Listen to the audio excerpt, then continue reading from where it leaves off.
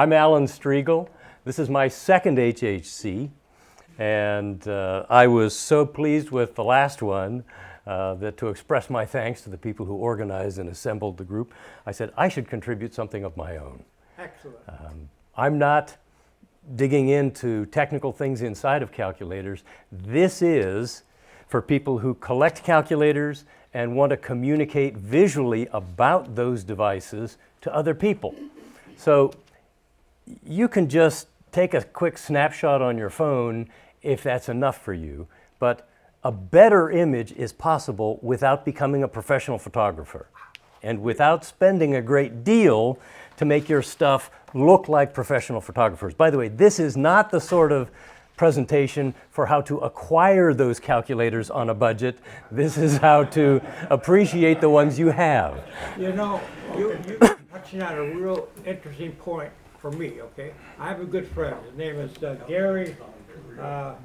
He's an excellent photographer. I mean, lighting and this and that. And I'm talking to Gary because I'm not a skilled photographer, right? Yet I do a lot of photographs of technical things, and technical photography is different than artistic photography. Excellent. Yes. And I have taken many poor photos, and I have observed a lot of other people's poor photos and wished that they could have known what would make it more appealing to the people who can appreciate it. And this is going to give you some techniques that I hope that you'll find useful. And I will suggest to you even some cheap or possibly free tools that you can use to accomplish what photographers spend a lot of money to do. And I'll point you to some specific ones, and I'll give you some warnings along the line as well. So why are we talking about this? Why do people want to take good photographs of their calculators? If you're a collector, by the way, I have something over 100 calculators. I would like to have, if anybody asks me, a good way to pass them something that will make it look nice. I don't, at this point, have any mass photos. I see a lot of people sharing images with 40 calculators laid out neatly on the floor, and they're taking one picture of all of it. That takes a little different method, and I'll talk a little bit about that as well. But I also intend to share with you at the end of the slide set here some of the photos that I think you can appreciate better when you see them directly on the phone, so I can zoom in and show you, oh, that looks okay this way. When you zoom in, it's like, oh, where'd those spider webs come from? What's that lint doing there? Look, there's a piece of paper on that key. Those are things that you can prepare for if you follow the techniques I'm going to talk about in the tools. It doesn't have to be complicated. It can. Don't look for those things. And not until it's too late, yeah. But you can accomplish a lot with some things you probably already own. And the very first thing that I want to, oh, did I go too many? Yeah, okay. One click. The very first thing is to say, all of us, does anyone here have a mobile phone that doesn't have a camera on them at all times? Okay, use the tools you've got. And if you're not happy and you want to devote something else to it, you can go and buy a 10-year-old digital camera, this one of mine that was new in 2017? No, had to be older than that, 2007. Anyway, this is a 12 megapixel camera. You can buy them on eBay today for maybe $30. You know, these were, once upon a time, these cost more than $200. They're still perfectly usable, and this one just takes ordinary AA batteries. What you'll find is your phone camera is better than this 12 megapixel camera, even if you're taking 12 megapixel photos with your phone. And as a kind of an Easter egg in here, some of these photos come from 3 different generations of iPhone. In the presentation, you probably won't be able to tell which one was taken with an iPhone 6 as compared to the ones taken with an iPhone 15. But behind the scenes, inside of the phones, they are getting better all the time. You can work in lower light. You can accomplish better rendition of colors. It may be subtle, but whatever phone you have will probably serve you very well. So to help you get good pictures. One of the things that I start with is if there's some way that I can keep the phone from vibrating while I push the button, I would suggest that you get one of these Bluetooth remotes. This little thing is no larger than a quarter, and it has the ability to support both iPhone and Android via Bluetooth. You can strap it on your wrist so you don't drop it on something accidentally, and all you have to do is slide the switch to whichever type of phone you have, pair it as a Bluetooth device to your phone, and when you are in the camera app, you press the trigger and it shoots as if you had pushed the button on the screen of the phone. You're saying the iPhone camera app? Or Android as well. So this one has two buttons on it. The big one is if I'm taking a photo with my iPhone. The little one is if I'm taking a photo on an Android. All I've got to do, though, is select to match the environment. You can buy two of these for $8 on Amazon. The one I have came with a tripod or a selfie stick years ago, and I just store it in the place where I can find it at home all the time and pull it out quickly to use it. Now, this doesn't mean I need a tripod. If I have some place that I can lean the phone so that the camera, which is only this tiny portion of the phone, sticking over the edge enough to see it, stop, stand back, look at it. Does it look right? Press the button, and I've now captured that. And then I can go and study it. That's another advantage over the older style cameras. Anybody remember film and having to wait for those negatives to be developed and delivered back to you? Yeah, we can take as many bad pictures as we want, adjust and clean things up and go take some more. It doesn't cost anything to throw them away. So with the latest phones, hardware, and the operating systems, you probably have better tools in your hand than you could have accomplished with most of the dedicated digital cameras. So yeah, you can have one of these, make good use of these, you can trade the flash card around, but you can communicate directly with the phone. I think it's a great opportunity to take advantage of the flexibility that's already a part of the phone. The image that you capture is going to be affected by where you stand, how far you are from it, the angle, the lighting. And so what we're trying to do is to take advantage of the cheap tools that are illustrated here to get beyond just the considerations of what you get by default by taking a picture when it's sitting on a table or your desk or whatever. By the way, in most of my photos, you'll see that there's some solid color background. This one was a hanging folder. It's got a nice texture and an interesting color, gives me some contrast and some pop for putting something on top of it. So I had this and it was broken. It didn't hang properly because it had too much weight in it at one time. So look around the house. You've already got pieces of paper that have an interesting solid color, or you may want to pick a leather ottoman as a nice background. You know what I use? Microfiber cloth. A cloth. Brand new as a background. I recently at one of the, was it Michael's or Joann Fabrics, purchased on sale a couple of little squares of leather, two different shades of leather, and they make a real nice setting. They're not large. This wouldn't be for a large desktop calculator, but it makes a good low gloss. You're not getting a lot of reflection, but you've got some nice grain to it and a pleasing color as a background. So yeah, there are inexpensive sources for things that can make the background highlight what you're trying to photograph. Some of the things that I use, first of all, You have it on there. exactly, that's what I was explaining.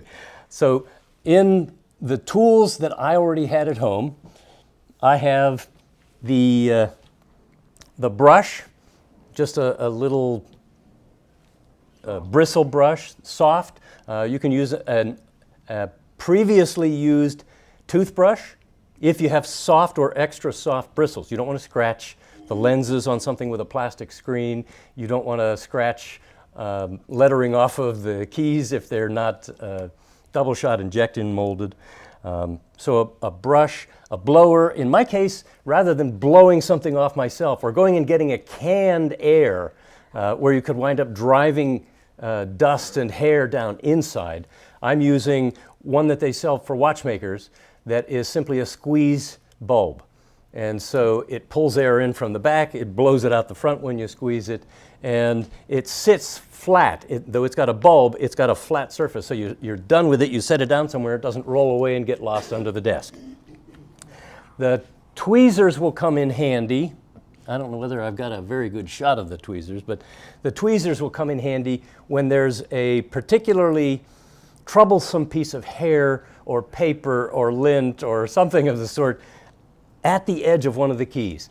And that's the reason I don't recommend using any air compressor or canned air, because once you've driven that stuff in, it will continue to pop up just out of reach. If instead you grabbed it with a pair of tweezers, very fine tweezers like that were probably less expensive than I paid for that bar of Rodico. The Rodico is a watchmaker's tool that's used for holding things. It's used for picking up dust off of, for example, if someone's watch face is a little bit dirty, not the crystal over it, but the face itself. You don't want to touch it with your fingers. You don't want to leave fingerprints. You want to pick up a piece of dust. You want to move aside a piece that's broken off of the luminous material. That's what Rodico is great for. Rodico can be pushed down into a gap that you can't otherwise get a tool into, and when you pull it back, it has whatever it was able to grab a hold of. Now, I will warn you, there is car cleaning putty that comes in a screw top jar. If you pick it up with your hands, it feels wet and cold. It's kind of watery. It's great for pulling stuff out of your desktop keyboard. It is terrible for using on a calculator keyboard, because what happens is it gets down in far enough and you try to pull it back and it breaks away. So now you not only have the piece you tried to gather, but you've also lost some of the putty and you have to find a way to extract that.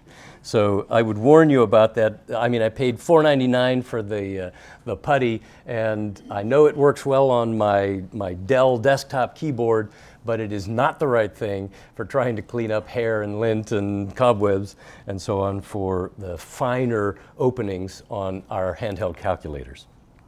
The cotton swabs will be handy, especially where you might have a little spot of something. You were within spray distance of someone who coughed, and there's a little dot on the keyboard somewhere. You don't want to use anything too aggressive. So plain water, a cotton swab, and also a lens cleaning microfiber cloth, the thing you said you use for your background. This is a small one, the kind that the opticians will hand you when they sell you a pair of glasses. And these are given away for the most part as advertising materials. In fact, I just got a new one the other day with something. So these are a very safe thing with which to remove debris and spots and to give you a chance at helping things look a little bit better that you may not notice until you've got on screen and you zoom in a little bit. Now the other part of that is, with a camera like this one, there's an optical zoom. Most of the modern digicams, I have a 50 power optical zoom on a Sony camera at home. It's great for taking images of birds at a great distance. I'm on vacation, I want to see that boat on the horizon. It's also handy for one particular effect that you need to be aware of. When you take a picture of something from close up, the lens is a relatively small aperture. That opening through which all the light that it's going to record has to pass is at close distances looking up at part of it, straight down at another part, and at an angle downward. The further away you get, the narrower that angle gets. So if you can zoom in from a distance to fill the imaging, if you can do it with an optical zoom, it's a benefit over doing it with digital zoom. Digital zoom just says, take all the pixels you have and cut some of them off. We're using less of them. We're not necessarily getting a more detailed image that way. So if you have a true zoom camera and you can position the thing that you want to take, give yourself a way to reduce the shadows and the lights and the reflections, and step back and then zoom in to fill that imaging sensor to get a good shot, so that you don't have that distortion of the fisheye lens from being very close to it. Another reason to be further back, flash reflection. I will recommend that you not take flash pictures, and I have a great illustration of light straying into places where you don't want it to be. And in part that was what drove my explorations, to learn how to control these. Before I even had a good phone camera, I had ordinary cameras and digital cameras, and I had seen there was a technique to provide a surround that would filter the light, room light, outdoor light, whatever it is, and prevent reflections of other things being rendered on, especially on a shiny object. I was taking a picture one day of a jar full of marbles, and the back of my phone kept showing up in every little reflected image. And so I discovered that I could eliminate that issue if I took a translucent piece of plastic, cut a hole just big enough for the lens to go through, and moved it so that the reflective surfaces didn't see that one little black hole in that white translucent surface. And I could take a much cleaner image that way. And that's where I'm going to get to recommend a couple of other things for you as well. The primary technique in what I'm talking about is to define what's enough light, what's too much light, what's the direction for the light, can we alter the color of the light, is there a reason for us? So we'll look at getting good images by manipulating the light, by understanding what shadows mean in terms of how good we think a picture looks, and especially in things that we actually handle in our daily lives. You may not think about it a lot of times, but if you go outside and you observe things in the natural world, the light largely comes from above. We have an expectation that shadows are below things that project, that we see shadows on the ground because the light is coming from above. Whereas if I'm telling stories around the campfire at night, the image that you get with light coming from below is unnatural. It gives us a feeling of this is the creepy part. So one of the things that I've observed in taking photographs is if I can position the light to cast a shadow from somewhere above and maybe off to one side, and the convention you'll find if you look at many professional images that are used in the magazine ads and the brochures, they're typically providing the light from the top left. It may be subtle, you might not see a whole lot of shadow, but the fact that you see light coming in as we expect it from above and possibly off to one side is much more natural in appearance for the working environment and for the world around us, what we're expecting to see. So if we can control that light, if we can manipulate those shadows, and if we can do away with reflections, we get a better chance of understanding the details we're trying to reveal. We want to see things like the individual shapes and the writing on those keys. By the way, this is zoomed in to indicate this was not cleaned before it was taken. This is a before for the after picture. So this was an HP 41CV that I got as soon as I unpacked it from the cellar. I took a photo of it, and I have that as I'm about to clean this up, it needs to look better. But I could point to many people who never took an after picture, or maybe never cleaned them up, I don't know. Yes? Have you used multiple light sources? Or? I have. I've relied on the room lighting, overhead fluorescence, and when I remove some of the incident reflective light coming from surfaces where I don't want it, I might want to introduce a light. And that, I have a pocket flashlight here. Sometimes I want to experiment with moving it around to get the shadows or the additional lighting that I want. So yes, I don't say that you need to go out and buy lights, but you might have a table lamp already. You might have a pocket flashlight that you could use. I have a whole collection of photographs of calculators under ultraviolet light. Very few of them are UV reactive. The stickers that are used as the labels on my WP34S are the most highly UV reactive of any that I own, of any of the calculators that I own. I discovered something really unusual when I took a photo of a 19B2. There are two sections to that. There's a front shell and a back shell. The front shell looks redder than the back shell under ultraviolet light.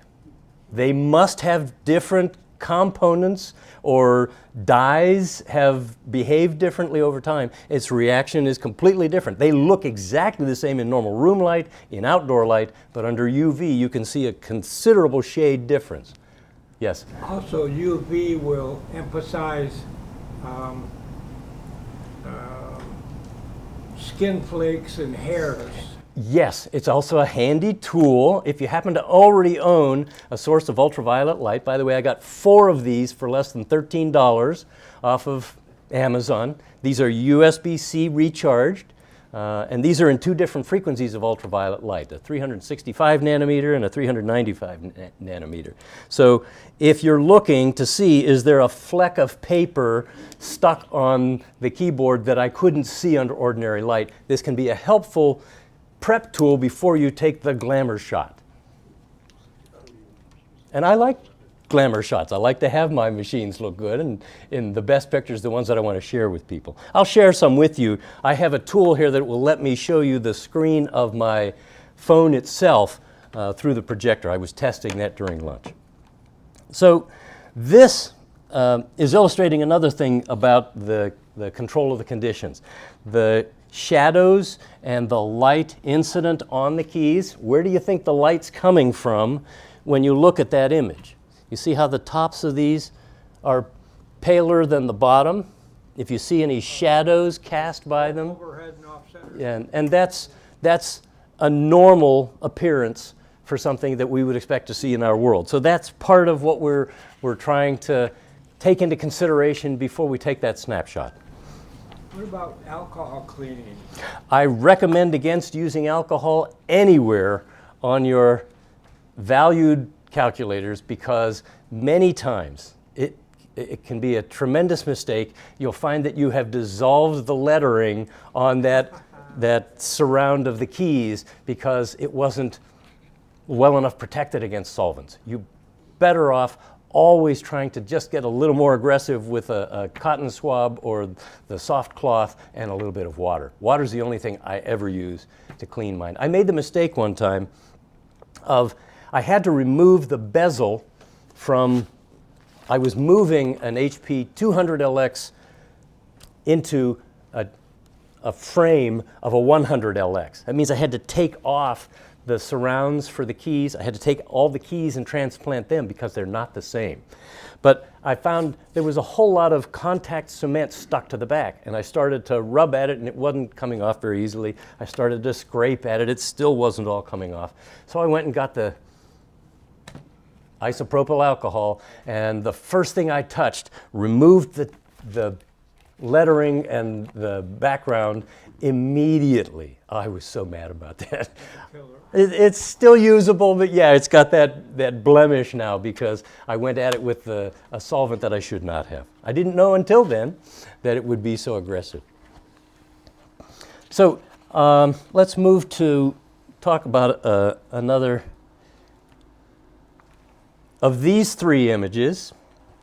These were sent to me by Chuck McCord in his preparation for another. He corresponded to me after our responding to say we would be attending HHC. And I said, with your permission, I'd like to be able to use these because they'll illustrate some things.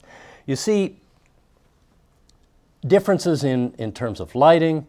You see differences in terms of the way that the calculators themselves appear. You look where the shadows, do you see one that just feels wrong?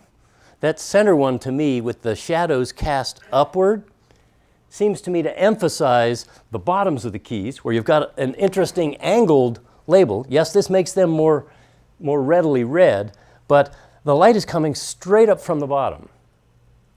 And that, to me, it just seems like that let's tell horror stories around the campfire lighting. It might be intended. It might be that somebody meant to specifically be able to make that as clear as possible in order to build an emulator using this image. So you touch the area on your touch screen and it behaves, but you want it to be clearer than an ordinary image. This one, which might have been natural room lighting. One of the things that you'll find is an extreme challenge is red LED calculators lighting the display and the face so that they both render well in the image. That it's hard to avoid because it requires a high dynamic range. That is, things that are brighter than the surroundings and some areas where they might be completely in the dark. So to take that into account, one of the aspects that you might want to affect is if you have a translucent screen, you might want to reduce the light that reaches a part of the face of the calculator and allow the automatic light balance in the phone's camera to make them even out. So now you don't have to go to Photoshop or another manipulation tool. You can actually affect it before the image is captured. And you can see it on the screen before you decide to click, go ahead and take that. So that's part of what I wanted to illustrate in terms of not just the tools, but the techniques and the results for some of these.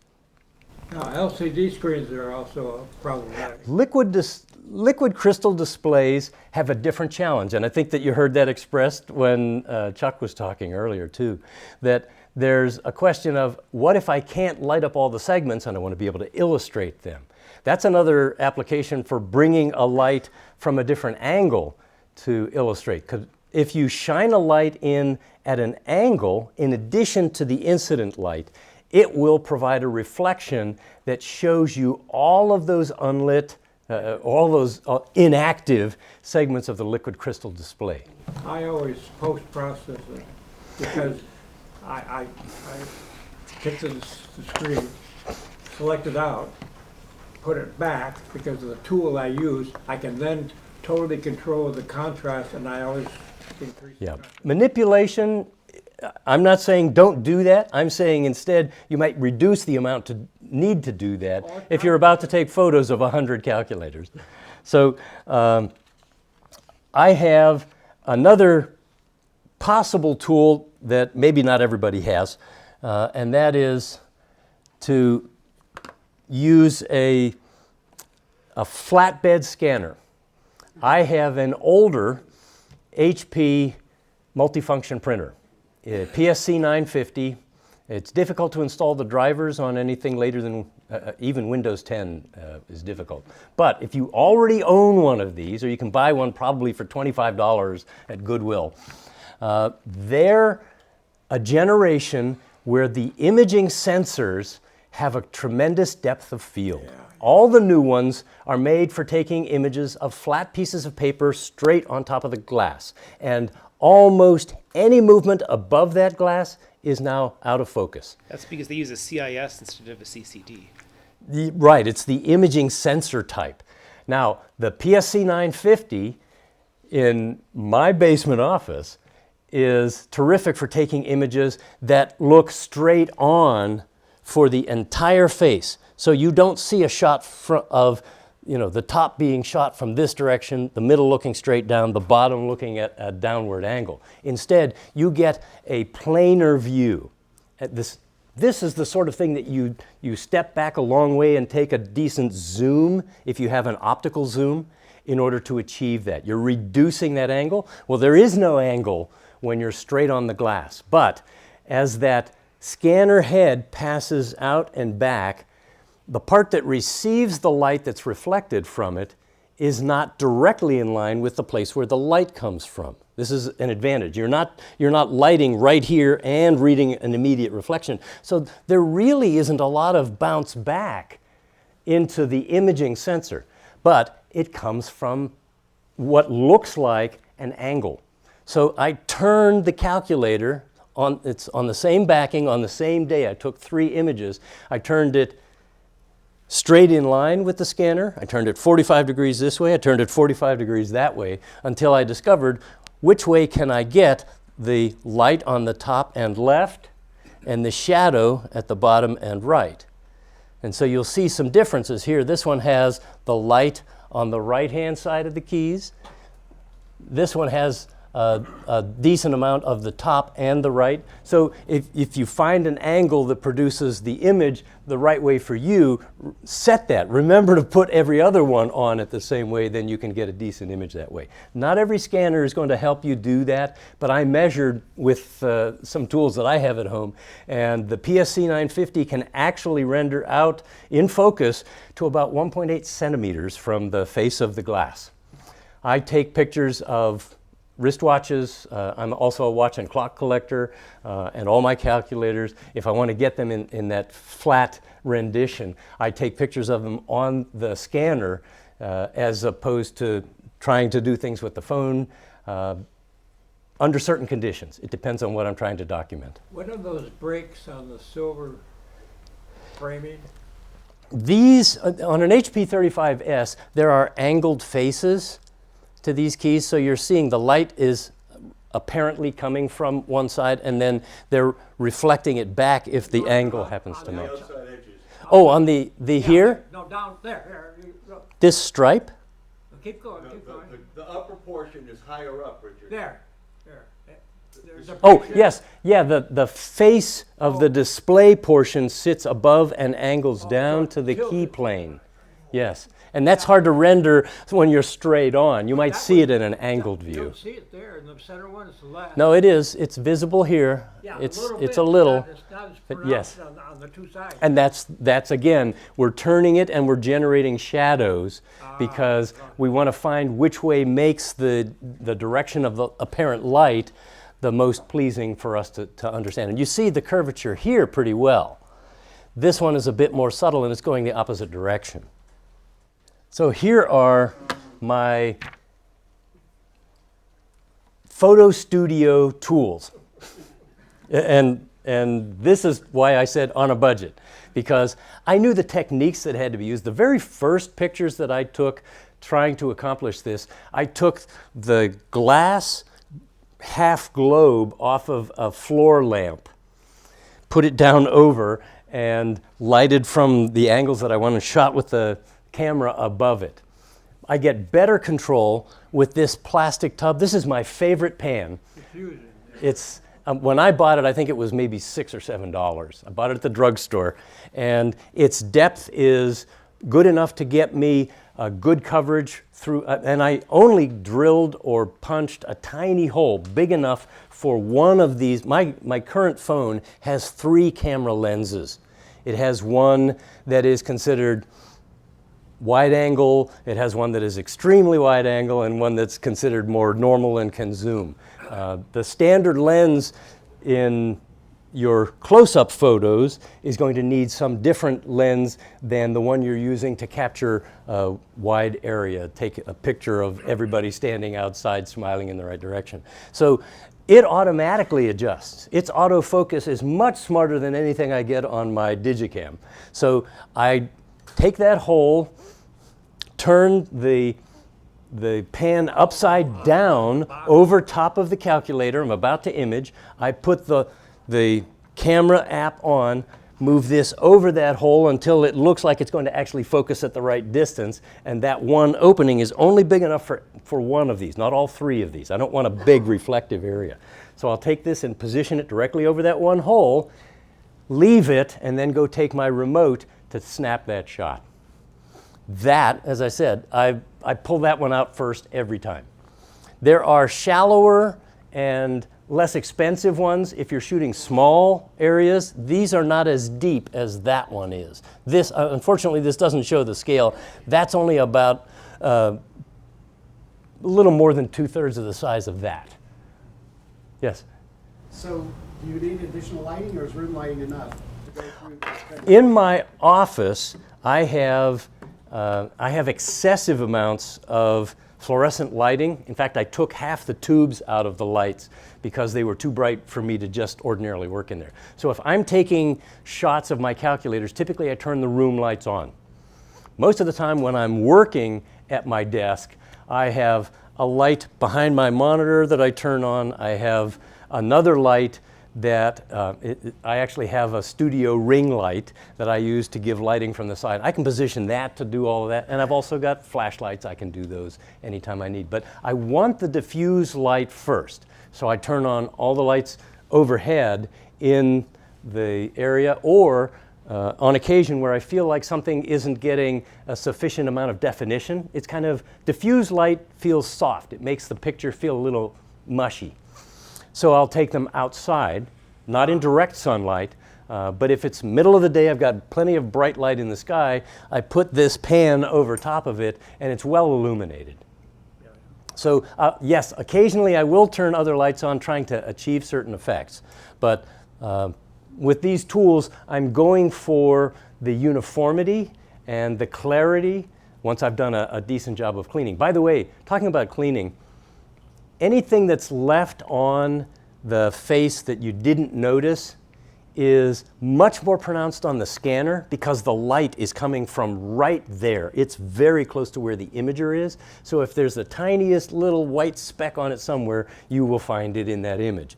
Whereas if you take a photo without that immediate lighting, and if it's coming from around in all directions, you get a much better chance of making it look clean. Another thing is, if that fuzzy light coming from all around isn't giving you the definition that you want, don't use that. Use other methods. And one of the things that I do is, besides providing a nice backing, I have ordinary pieces of either poster board, or I like foam board. I have both white and black foam board, and I'll use them to create a fake table. I'll put one of them right up against the other, and now I have a corner of a room against which to show something. So they give me some room to take a non-shielded picture, or to take something at an angle. The thing is, you put a calculator under something flat, you put the pan over it flat, you're shooting straight at it flat. That's not always what you're trying to accomplish. And particularly on the HP calculators that have angled faces, you may want to emphasize that this at the bottom has all these front angle markings, and it says HP 41CV on it. You can't see that when you're looking straight at it from the top. You see it if you're looking at it at an angle. So some of the things that you may want to emphasize mean you have to do away with those. So that's one of the reasons for that portable shooting tent. My son bought me that one, and it was $33.29 on Amazon. It comes with a whole lot of different colors of backgrounds. They give you papers that are big enough to go, and it may be hard to tell, inside this reflective tent. You put a piece of paper here, and it's big enough to stick out the front and come up smoothly behind it. It's almost like you don't have any angle at all. Like where I tell you I put the black and the white foam board together and make a fake tabletop next to a wall. This one is intended to make the background kind of disappear. So you could put a calculator in there on a stand and shoot it at an angle, and you could step back a good distance and take the zoom lens and get a good shot from some standing angle. So that's one of the handy ways. By the way, this one also comes with USB powered LED lights in the top, and if you wanted to instead shoot straight down, there's a flap in the top. This piece that's meant, it's a piece of cloth. It's meant to diffuse the light. You pull that off, it's held in by Velcro, and then you open a flap in the top and you put the camera straight on from above. So you have some flexibility and not very expensive. It's a photo studio that folds down flat and can be tucked away under a shelf somewhere. I made mine out of PVC pipe, made a big cube, and wrap it with a sheet. I've seen a lot of people can make their own. You don't have to buy one, but this one was such a complete kit. I put it on my birthday list and my son bought it for me. Now, this is that lighted LED display, the red LEDs. By the way, the discussion we had about the liquid crystals requiring different techniques, this can be a reflection of how do we make LEDs an appropriate balance to the image if we want something to show them on. If we want them off, we have a whole other challenge. We want to show those individual cells. We want to be able to indicate how many digits there are, even if they're not illuminated. So this one on the far left, it looks like it's completely empty. You don't even know that there are red LEDs back there.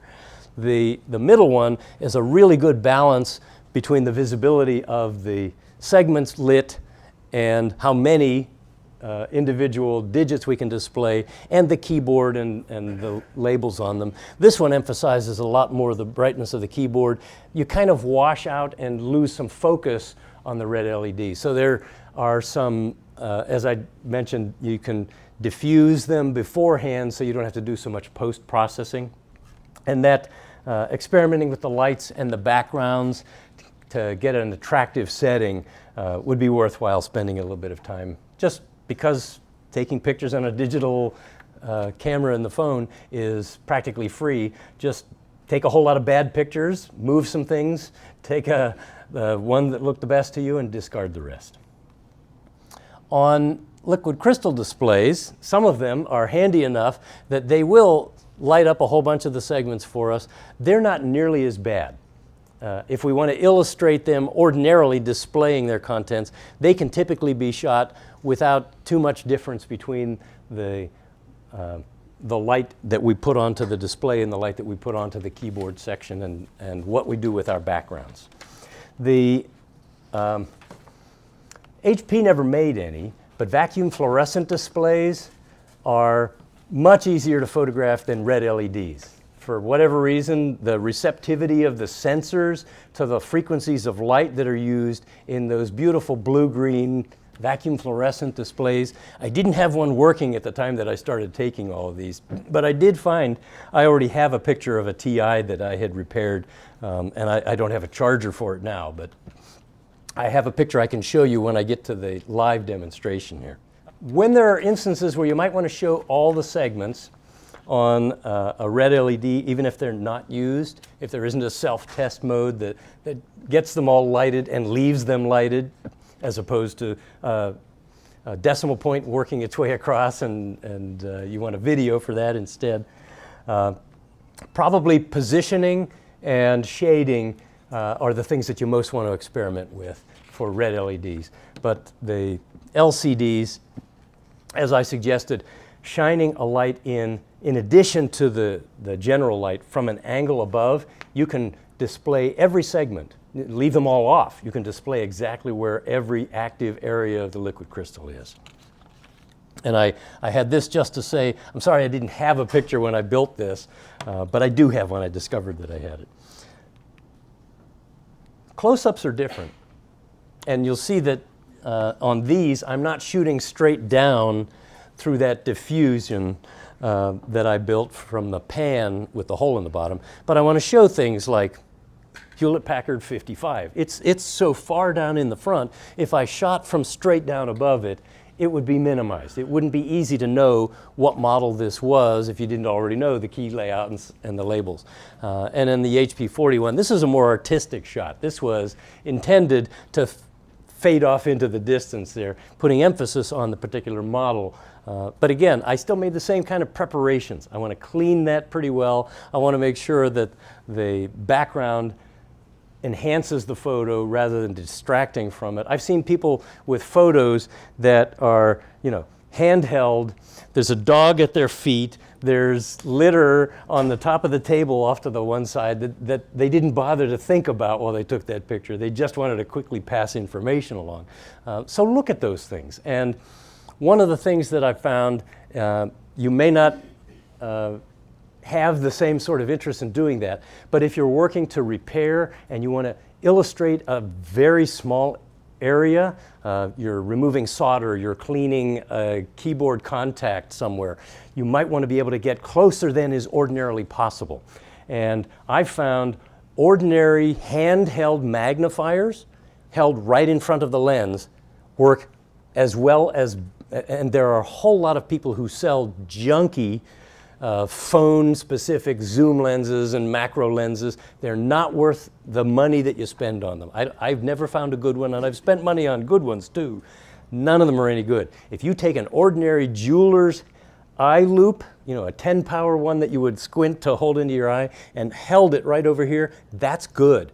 It's actually an excellent way of getting a very close-up shot. So if you're trying to get details inside of one small area, in fact, I have some photographs that I took, well, let's move on and show you.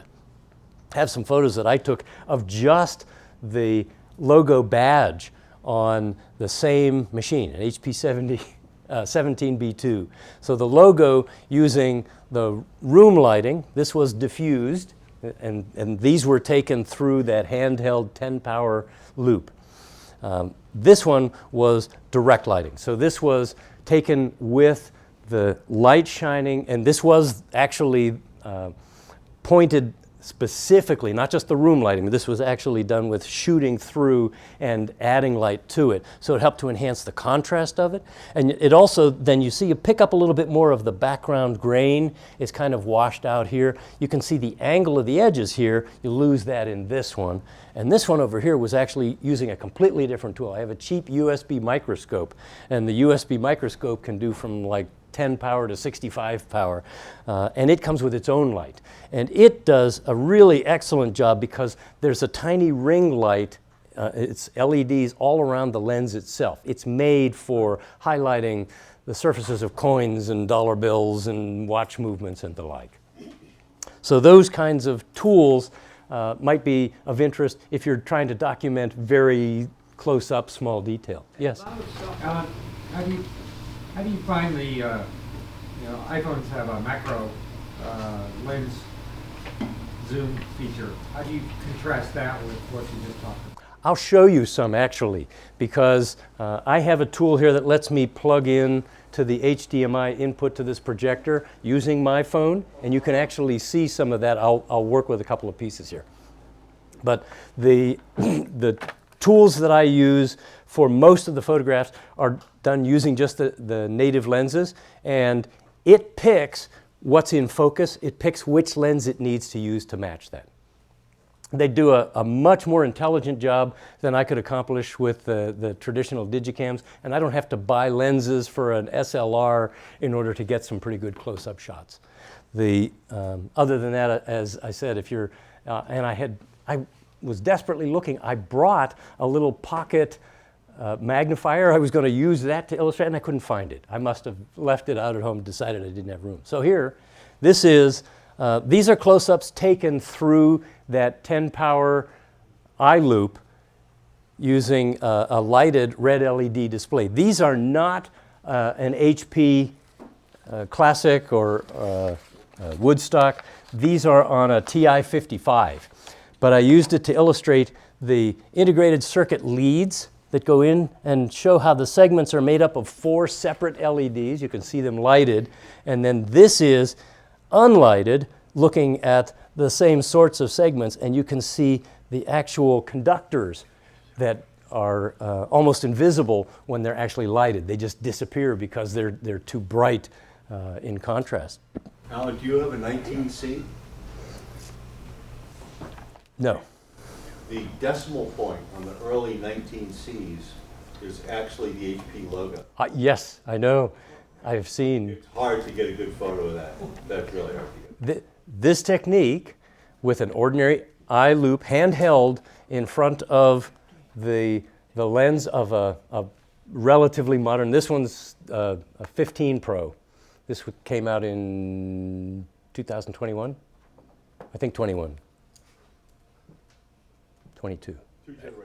Anyway, yeah, so we're talking 2 new generations after that. The software that's built into the camera of these does a really nice job and makes up for it. Now, all of that said, in general, the actual resolution is not all that important.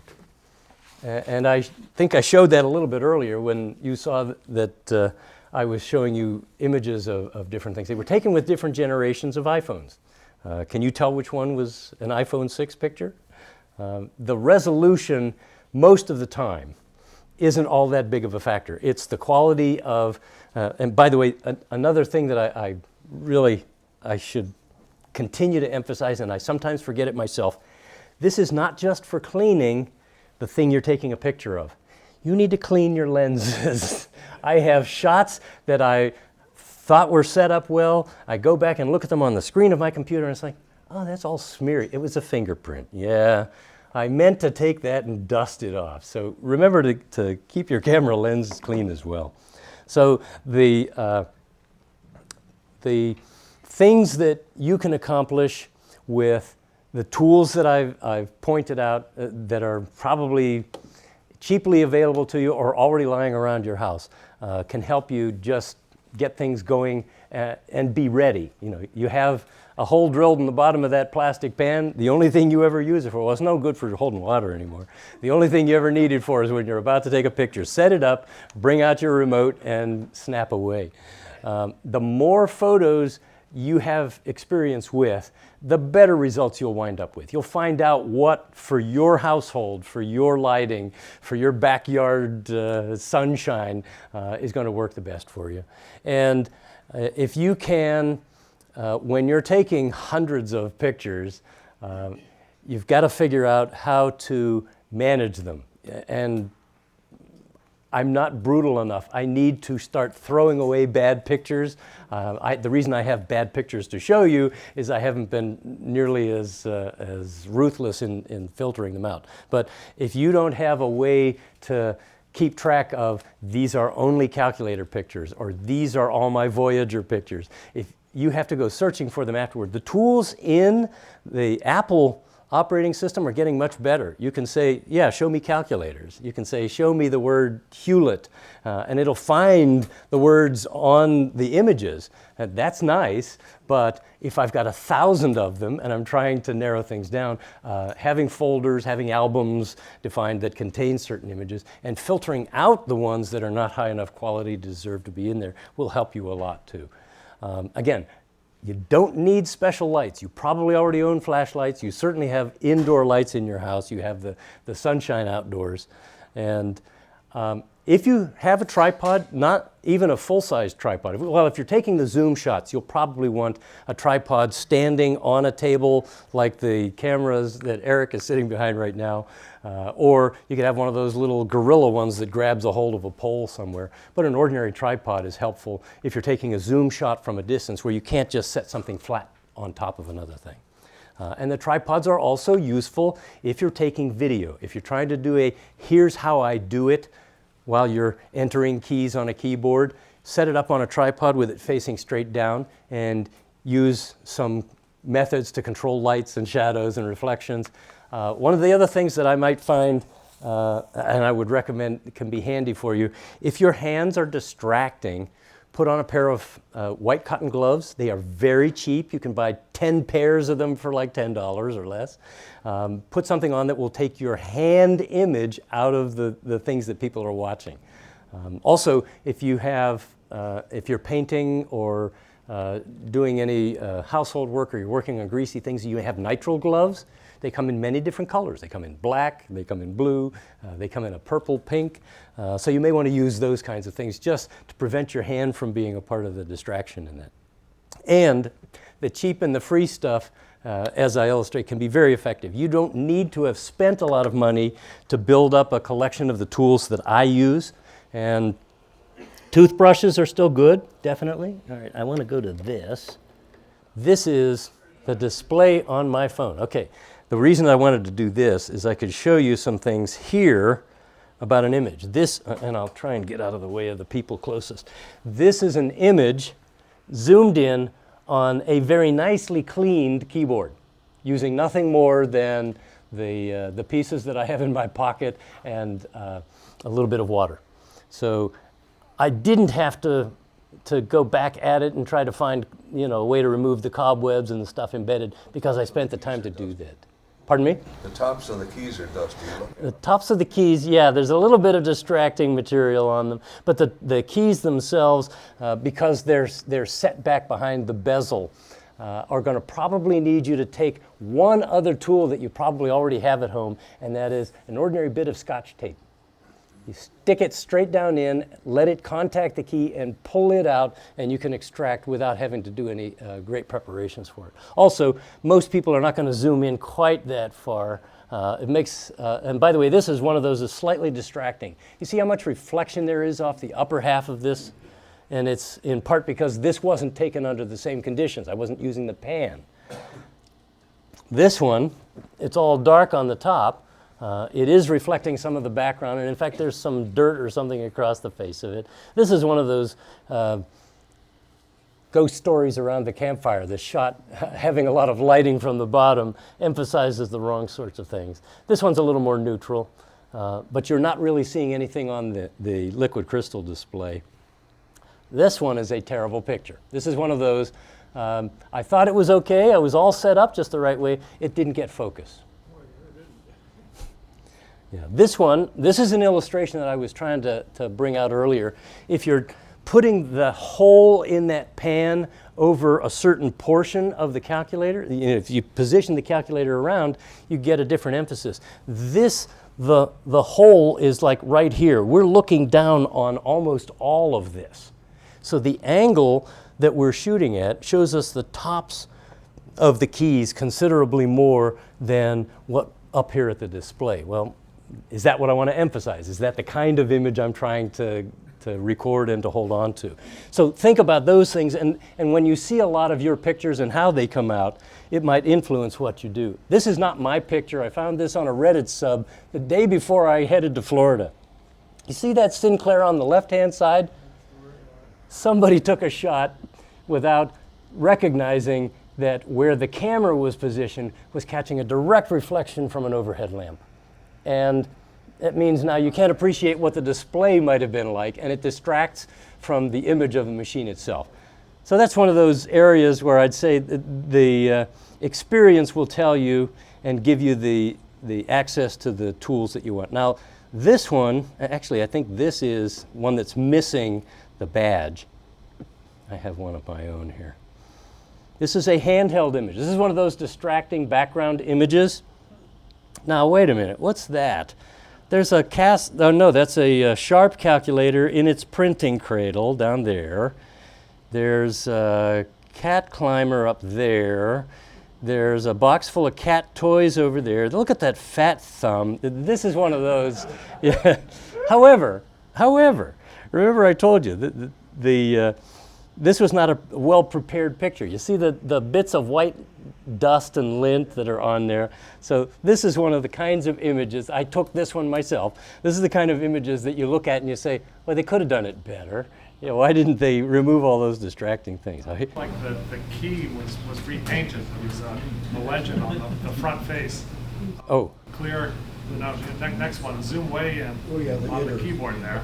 The clear X key. On the Go up a little higher. Yeah. On the front face of it, you can see there was something painted on it. Yeah, it's a poor angle to try and shoot those, and in part that's also a reflection. Even though this was taken with the calculator tilted backward, this wasn't well lighted to cover that area, and that's one of those circumstances where maybe the better shot would be have an extra light that actually brings up some of the contrast on the face of the key. So this is taking images where the calculator is standing free. It's not underneath the pan.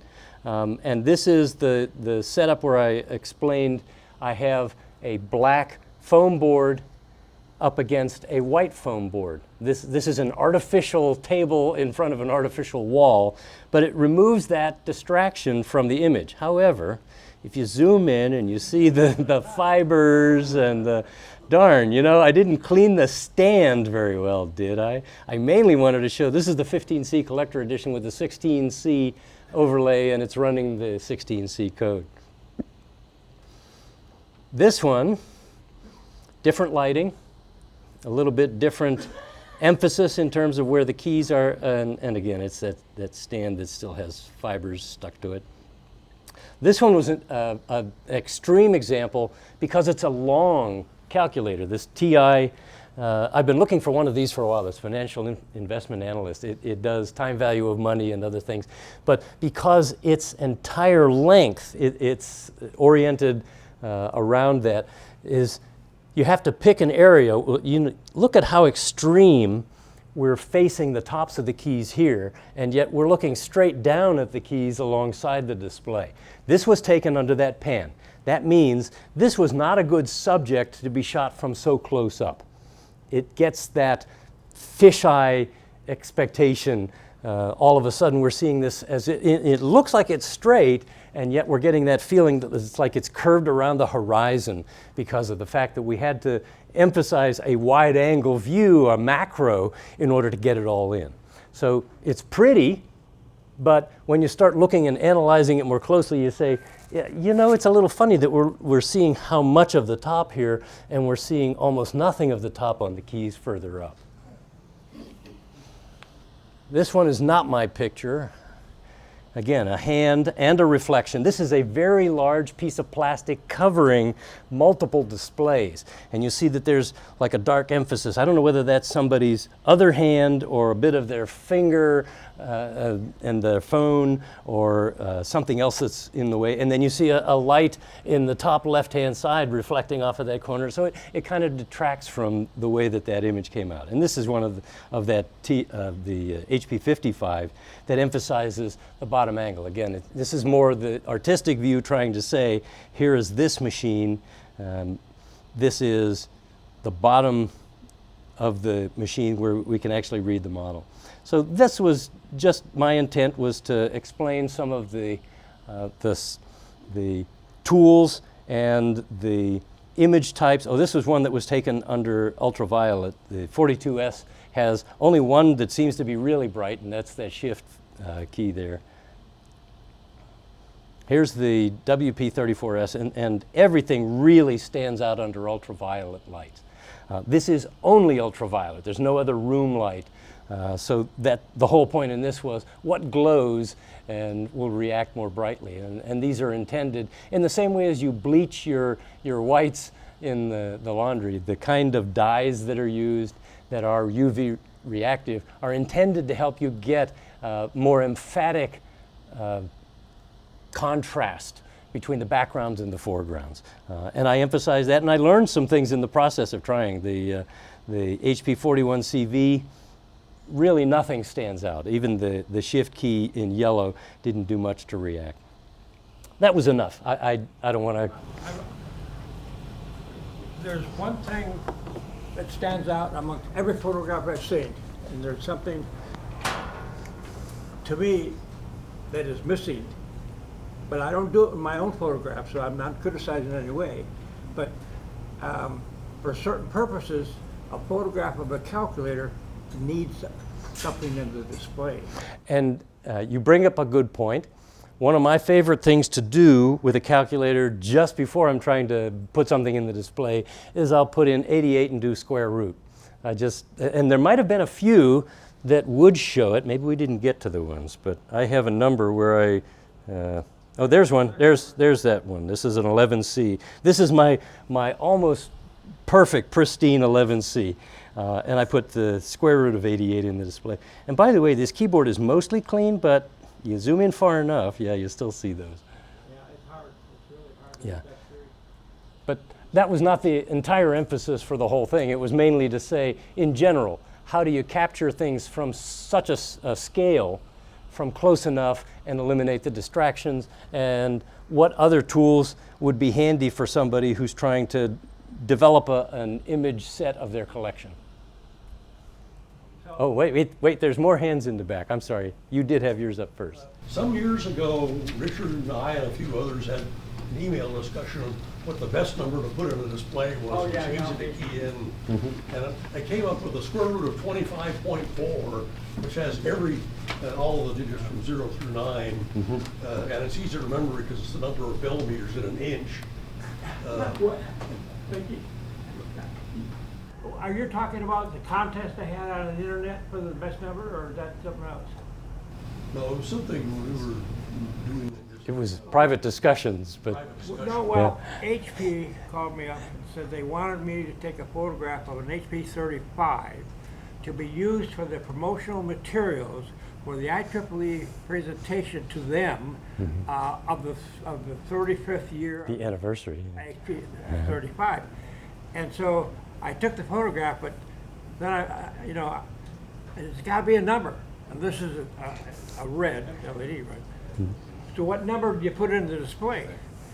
I had my opinion, so I opened it up to a group of people, and I had something I offered as a reward. I don't remember what it was. What's the best number to put in the display? And the number that I arrived at is the golden ratio. So that number put in the display, and literature was published, and I was only asked to do that, but I became interested in attending, so I said, well, since I'm preparing all your materials for your invitation, can I get one invitation? And I did go. So I asked all of the engineers, the original HP 35 engineers, what is this number? And the majority of them instantly knew what the number was, and it was the golden ratio.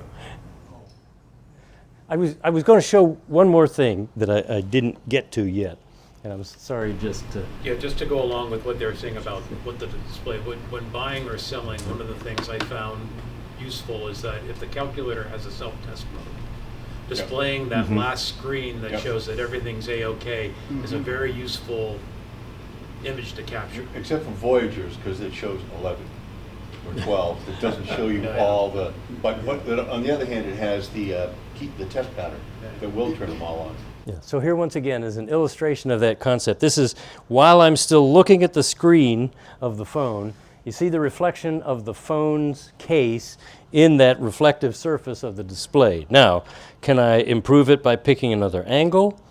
Can I put a piece of paper above the section so that it doesn't reflect this? Can I shoot it through something translucent? That's, live, you can say before you even try to commit the first image, you can start to examine those things. I did want to at least be able to show something with that as close up as we can get. I mean, imagine the capacity of the camera to keep focusing and finding the right lens to use when we're within, at this point, maybe an inch and a half.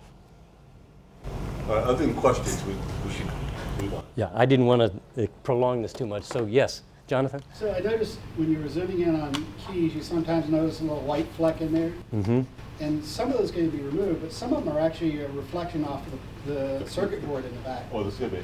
There's So something maybe there's something like inside, that, a little so deeper, they're not yeah. necessarily completely removable. Mm-hmm. Yeah, and then you bring out the Photoshop tools and you match a section and you drop it on top of that. That's when you manipulate. Yes. There you go. Nothing? Thank you, everybody.